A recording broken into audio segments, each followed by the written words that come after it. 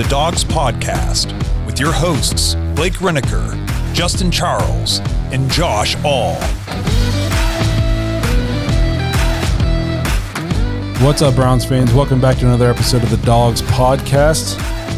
Back in studio on what is today? A Tuesday. Coming up on a Tuesday. Yeah, a little throwback song for you old people out there. Today we're gonna get into talking a little bit about rookie minicamp, just kind of some of the highlights or whatever coming out of rookie minicamp. Also, big news in the last day. Browns gonna open the season with the Cowboys coming into Cleveland. So we get 2 years in a row, we get a home opener in week one, and also talk about the strength of schedule stuff being thrown around out there. The Browns have the toughest strength of schedule according to 2023 win percentages. So we're just going to talk a little bit about camp, a little bit about the early reaction to opening with the Cowboys and the toughness of the Browns' upcoming schedule. I believe the actual schedule releases tomorrow night, right? 8 p.m. Yeah, by the time this comes out, it will be tonight because this won't come out until Wednesday. Okay, so we're talking to you guys in the future. Yes. We're in the past. The schedule comes out soon. Yes, but we're going to give you our reaction to at least the opener and just like the overall strength of schedule. Before we get into everything, though, remember, if you're watching on YouTube, please like and subscribe. Make sure you tap the notification bell so you don't miss any of the new content.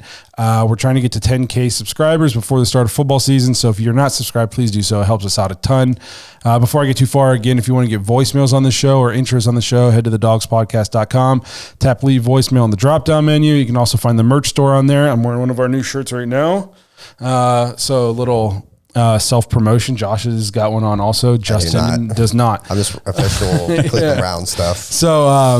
So yeah, if you're interested in some of our merch, or if you want to leave voicemails, head to we actually have a pretty legit website that we never talk about. So go there and check it out. It's thedawgspodcast.com. If you prefer to just listen to the show, you can find us on Apple, Spotify, and Google. You can also find us on all the major social media platforms at the Dawgs Podcast. And lastly, if you're looking for more Dawgs content, head to jointhedawgs.com, become an official Dog Pack member on the Patreon page. You get access to the private Discord, an extra episode every week, fantasy football with us. Once football season rolls around, we got a bunch of leagues. There's a dynasty league.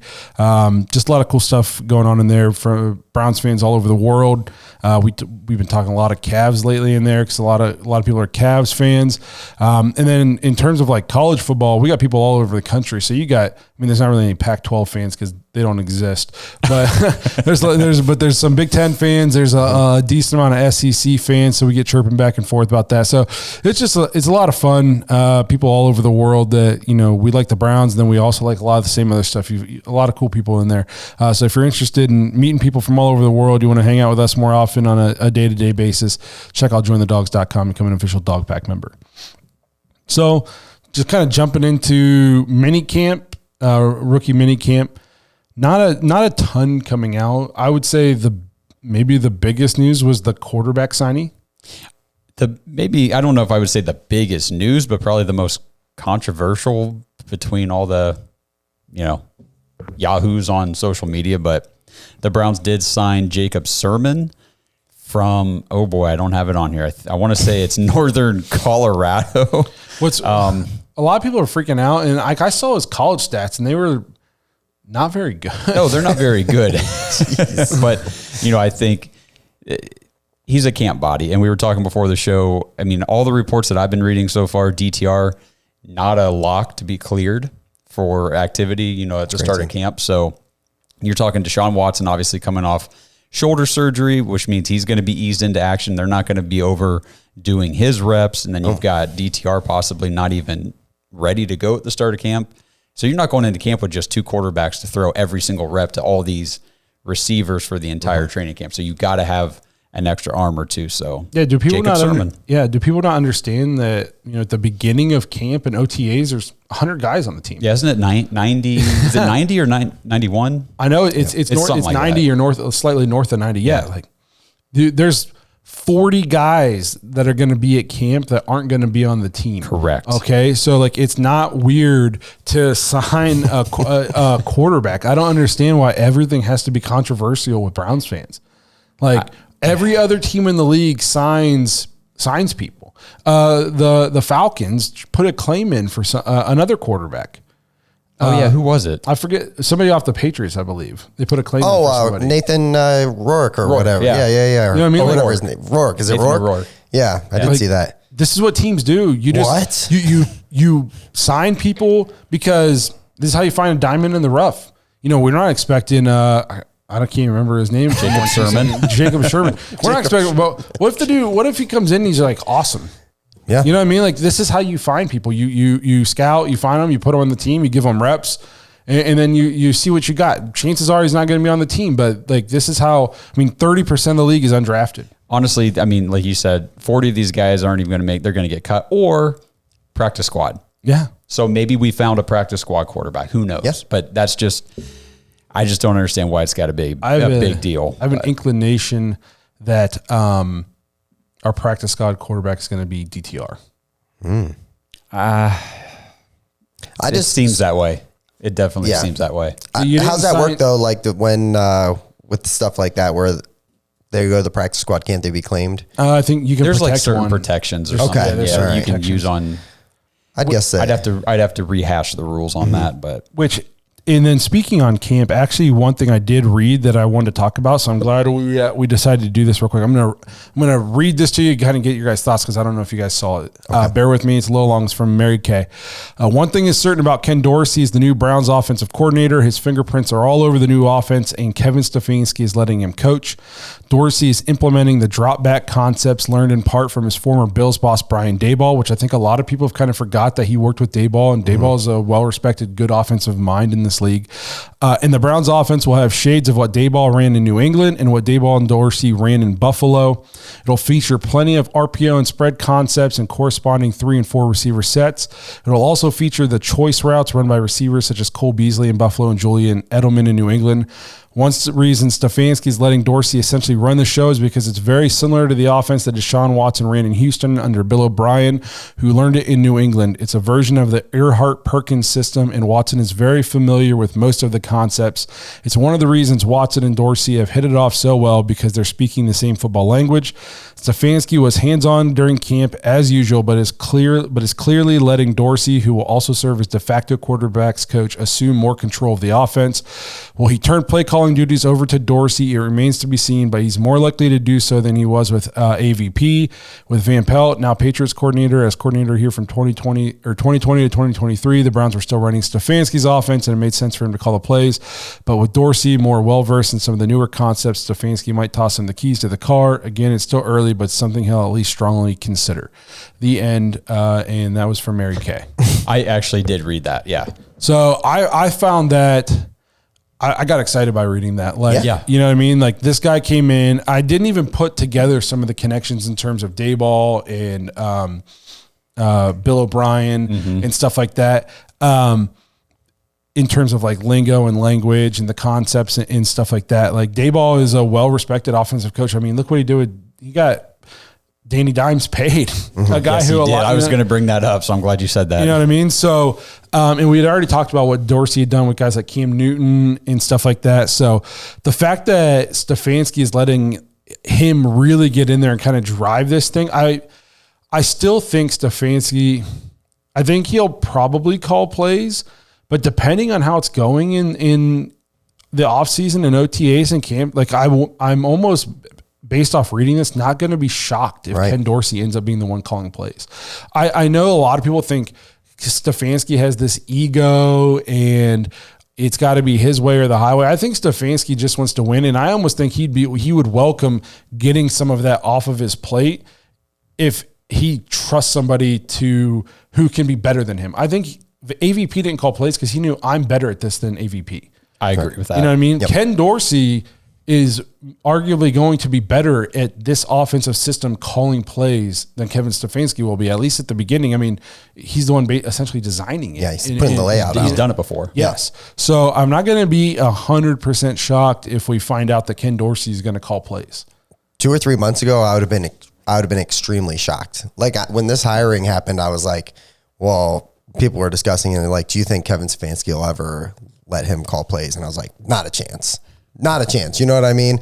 But the more you hear about this, it is crazy. I think there is an opportunity. And like you said, I think it comes down to like winning and being successful and putting people in position to be successful. So if that means that Dorsey's calling plays, I'd still be I wouldn't be shocked, but I still would be a little bit surprised. But it's kind of wild to hear that. My favorite thing that I heard about it is how different the offense looks. Like we all said, with all these different offensive minds, and Dorsey coming in, like we definitely think the offense is going to be way different when they're trending in this direction. But it's good to see that it's happening. Right. You know, it's not just us talking about it and hoping about it and kind of thinking like we think this is going to happen, but we don't know they had a camp and it's very obvious it's different. Do you remember last year at training camp, how the reports started to come out that we're not seeing any signs of this rumored highly explosive Browns offense or anything like that? There was just nothing. It was like meh. Do you remember those reports? Yes. Oh, yeah. And we were like, really? Because all the hype was about how this offense was going to change. Air it out. Explosion. Yeah, air it out. And then the season hit and it was like, oh, yeah, okay. It is kind of just, I mean, it's not like it was a bad offense, but it just wasn't what we were being advertised. So to hear that already, the people going to the camp and watching the players and everything are seeing that, okay, this is noticeably different. Yes, it's good to see because we need it. Yeah. We need it. We need it very badly. So I'm excited for that. I know I did see Jamari Thrash had, I think, a good camp from what I could tell, showed off the route running ability, all that good stuff. Michael Hall is a freak athlete. They're saying he is built and athletic enough, like he's going to get edge reps. I think he will. I really do. So I think Jim Schwartz is probably kind of like salivating at the thought of what he can do with this guy in terms of his versatility on the defensive line. Like he can play multiple positions. So I'm excited for that. So I'm excited just to kind of like, let's get going now. Yeah. You know what I mean? Like, let's get to the real stuff. For me, it was cool. I was just happy to see Browns players on the field in Browns gear. The new white face mask looked nice. And the helmets too. The helmets look sweet. I mean, it's just good. It's just a good feeling to see these guys back out on the field. Zach Zinner was another one. That was a big one for me. Yeah. I mean, and they were talking like he looks good. You know, it's the first time he's been on a football field running drills, running reps since he broke his leg against Ohio State. So it's just good to see all of that. So one of the guys in the Discord was talking about how like he wasn't going to be able to play this year, and this was like from what I can tell and what I've heard, like he can play football this year. Well, I think he's. So it sounds like, you know what I mean? Like he's out there. You know what I mean? Like maybe I'm wrong, but I haven't heard anything like that. He's sidelined for a year based on his injury. He seems A-okay to running me. drills. Yeah, you know. So that's good. I mean, that's a late first round, early second round talent that we got late. If there was questions about his availability for September, they would not already have him out there in May. Correct. Yeah. You know what I mean? So he's obviously okay. Yeah. And I feel like we took him in the third. Yep. We would have taken him in the sixth if you know what I mean? Like if there's that much concern about his recovery from the injury, the round 3 pick is still pretty valuable. Mm-hmm. Oh yeah, absolutely. You know what I mean? So I don't think the Browns would have taken somebody that early if there's tons and tons of concern about his availability and his recovery from the injury. This episode is brought to you by Omaha Steaks. Dog Pack, Memorial Day is almost here, and that means it's time to get fired up for grilling season. So sweep off your deck, throw back the grill cover, and fire up the mouth-watering flavor of Omaha Steaks when you go to omahasteaks.com/dogs and get 50% off site-wide with Omaha Steaks Memorial Day sale. That's 50% off everything Omaha Steaks has to offer, not just the steaks, which are absolutely incredible, but they've also got awesome jumbo franks, brats, chicken, seafood. They've got pork. They've got appetizers. I just ordered a bunch of meatballs and chicken wings for my freezer to get ready for grilling season. So head over to omahasteaks.com/dogs and see what they have to offer. This is a great opportunity to get a great deal on great food. omahasteaks.com/dogs, 50% off site-wide Memorial Day sale, and use promo code DAWGS, DAWGS, when you check out. You'll get an extra $30 off your order. Omaha Steaks isn't just steak, it's the best steak of your life. guaranteed. So load up on all the summer classics for half the price at omahasteaks.com/dogs. And don't forget to use our promo code DAWGS, DAWGS, when you check out and get that extra $30 off your order. You got to hurry. The Memorial Day sale will be gone before you know it. That's omahasteaks.com/dogs, promo code DAWGS when you check out for an extra $30 off your order. Minimum order may be required. So we'll kind of transition then into talking about the strength of the schedule and the Browns home opener. We talked, I think it was last week, about how we kind of wanted a low-key 1 o'clock opener. In the Denver? league, against Denver. The league kind of threw us a curveball. It's America's team coming into Cleveland at 4 o'clock. Yep. And Tom Brady's first game that he's ever going to call. Yep. So I'm actually kind of excited to hear Tom see how he does. It can't be worse than Romo. Okay. So I'm kind of excited for that. And I like this opener. I know I kind of wanted a low key, but really I just didn't want like the Ravens or the Steelers. I didn't want to open with a tough in-division opponent. And I want to play those guys like once we've had time to iron some things out. Yeah, sure. The Cowboys, I think, are first of all, they won the division, playoff team. They always win, 10, 13, 11, 12 games, it seems. They got athletes on the field, but they're definitely a different team on the road. Yes. Our defense is a different team at home. So I think this is, if we can come out, we get them at home. If we can play them week 1 and we beat them, it's a solid win. I don't want to call them a tune-up because they got athletes everywhere, Pro Bowlers, but I just think it's a good test without like putting us through the gauntlet in week 1. You know what I mean? They're probably, you would think most likely they're going to be a playoff team, right? At the end of you would think so. Yes. Just based on the resume that they put together the last few years. To me, I love it.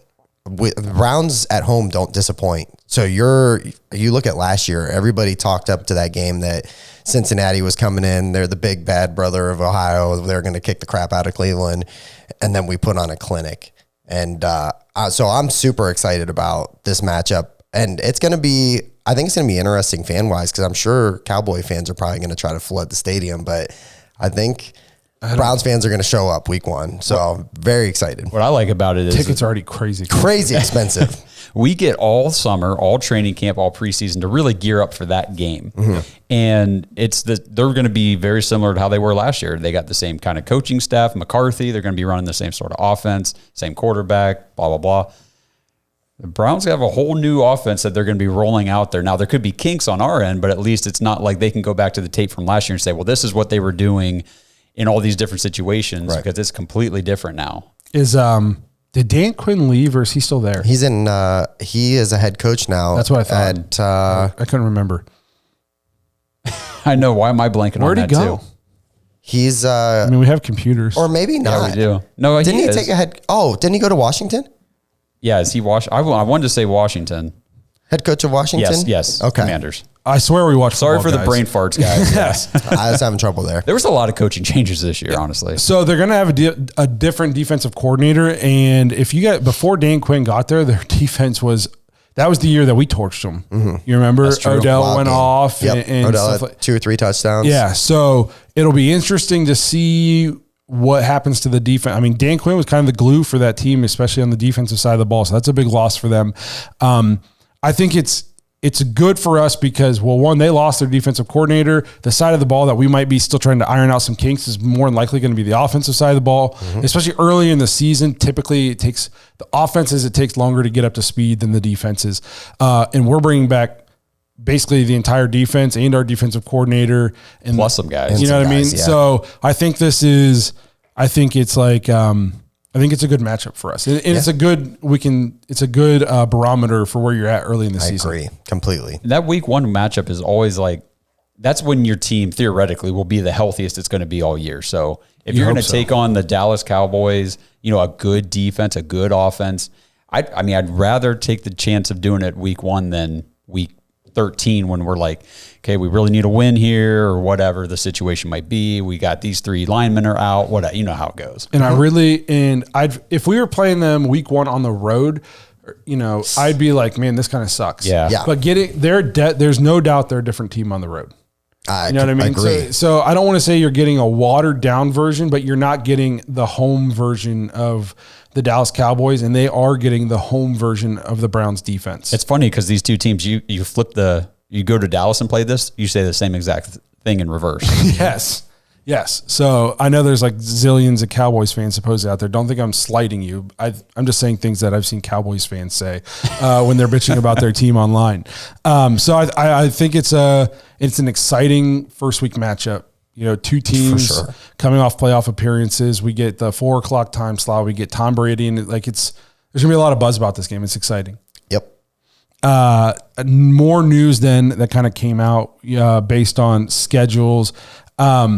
The Browns, and a lot of people freaking out about this, and I mean I don't love it, but they have the 2024 strength of schedule. The Browns have the toughest strength of schedule based on 2023 win percentages. Their opponents won 54, basically 55% of their games last year. The Ravens are second at essentially 54%, and then the Steelers are at 53%. So there's no, I mean, obviously the three of those teams are up there because we all played in the same division and we all play each other twice.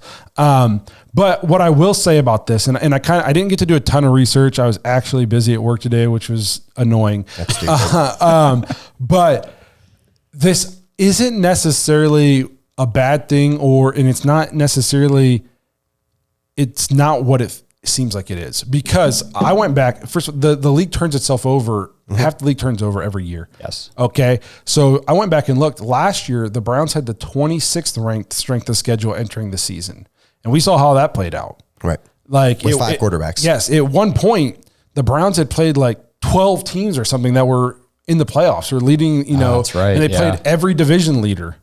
You know, and they were supposed to have the 26th ranked schedule. They had a 4th place schedule last year.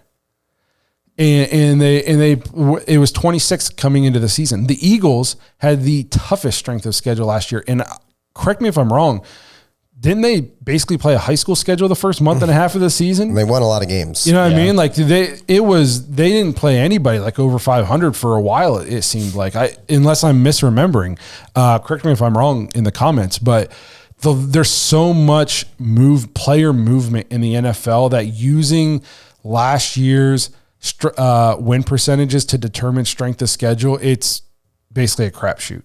We talked about it too. We feel like there's always one team that was a bottom feeder in their division that ends up coming up and making the playoffs. And then there's always a team that you would just be like, that's a shoo-in for a playoff spot that disappoints, whether it's because of injury and stuff like that.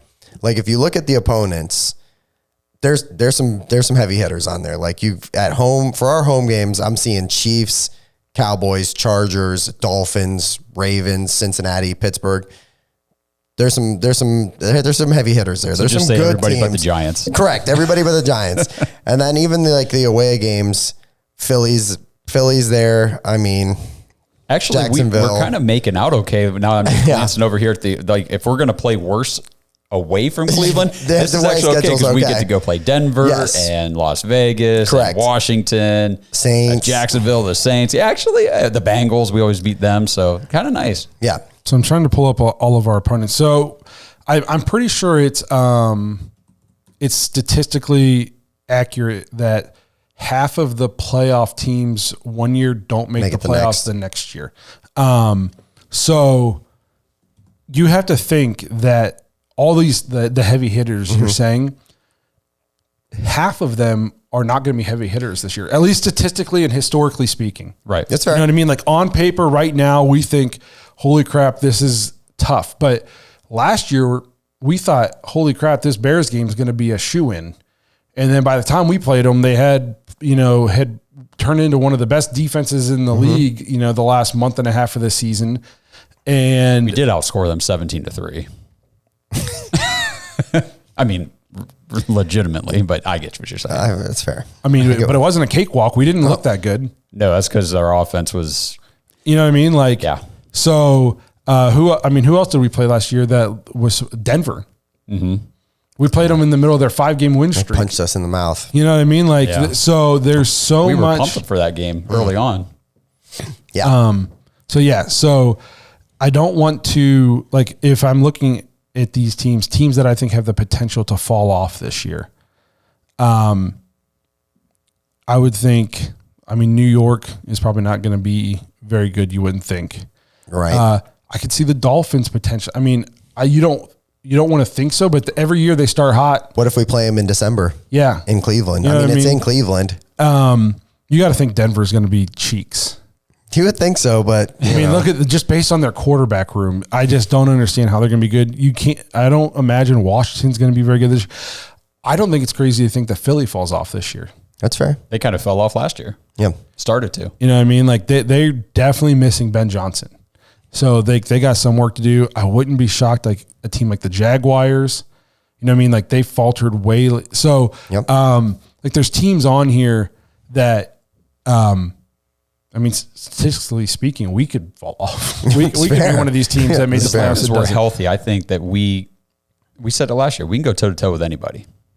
Yeah, I like to think so, but statistics and history are on our side. That's fair. You know what I mean? So like there's other local podcasts. There's a Kansas City Chiefs podcast out there going, the Browns are going to be one of those teams that fall off this year. They're not gonna, you know what I mean? So and we got to play the Browns, and so just go ahead and mark that one in the win column. So yes, I would love it if we just knew that we were going to have a cakewalk schedule, but it's the NFL. There isn't really such thing as a cakewalk schedule most of the time. Right. Sometimes you'll get like the Eagles, their Super Bowl year.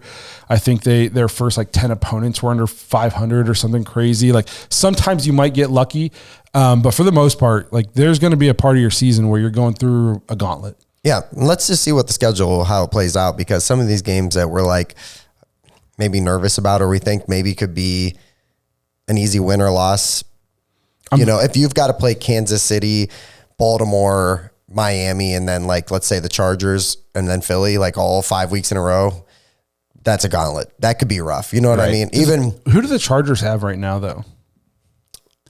I think everything, all the optimism for them is around Jim Harbaugh, the defense, and That's fair. the ground and pound game that they're going to start. I get that, but I guess what's kind of been their identity the last years or so has been like the explosive offense with Justin Herbert, and they don't have anybody to throw to. No, it's going to be completely different. They got Lad McConkey, but he's a rookie. I don't know.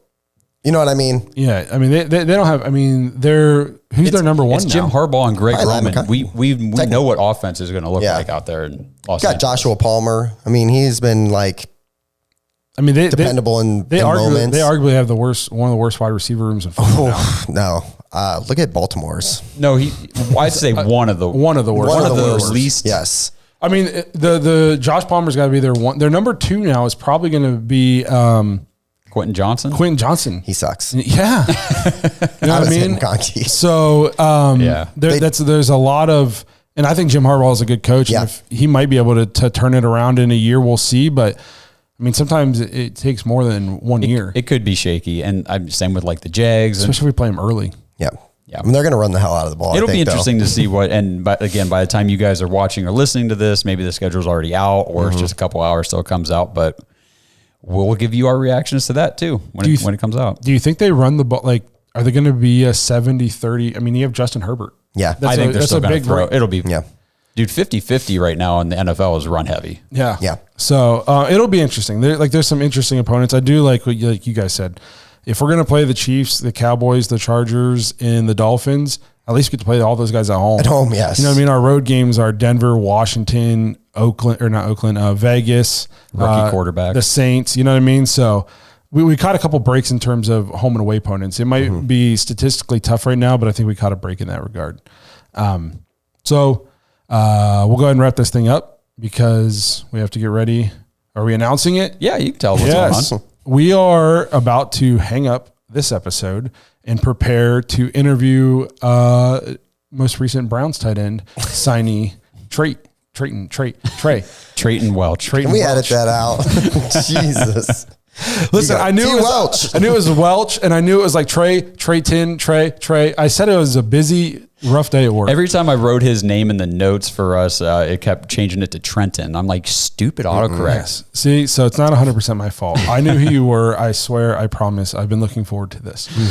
So we're going to be interviewing him. He's he agreed to come on to the show, give us some of his time, tell us about how rookie minicamp went and all that good stuff. So if you guys enjoyed our Aiden Robbins interview, I think you'll enjoy this one coming up. So make sure you guys check it out. I think it's going to come out on Sunday. So make sure you guys check that out. We appreciate you guys being here, tuning in. Let us know what you guys think of the schedule opening with Dallas, and I'm sure we'll be getting your feedback when we do a full schedule breakdown in the next couple of days. So we appreciate you guys being here, and until then, we'll see you guys maybe live next week or something.